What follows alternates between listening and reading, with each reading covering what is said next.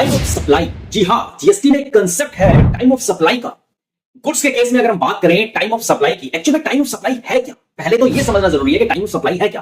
Time of supply का मतलब है जीएसटी की लायबिलिटी, मतलब कब से जीएसटी की देनदारी बनेगी, इसको कहते हैं टाइम ऑफ सप्लाई। कुछ लोग एडवांस लेते हैं बिजनेस में, गुड्स के केस में कुछ लोग एडवांस लेते हैं, कुछ लोग इनवॉइस पहले देते हैं, बाद में पेमेंट आती है, ऐसा ही होता है। और कई बार तो सिचुएशन ऐसी होती है कि अगर पेमेंट लेट आई तो उस पर इंटरेस्ट भी लगता है, होता है कि भी 2% इंटरेस्ट चार्ज करेंगे। और कुछ केसेस में तो ऐसा भी होता है, अगर पेमेंट टाइम से आ गई तो 2% की सीडी भी देते हैं, कैश डिस्काउंट। और दो तरीके से बिजनेस होते हैं, एक फॉरवर्ड चार्ज में जीएसटी लिया जाता है और एक रिवर्स चार्ज में लिया जाता है।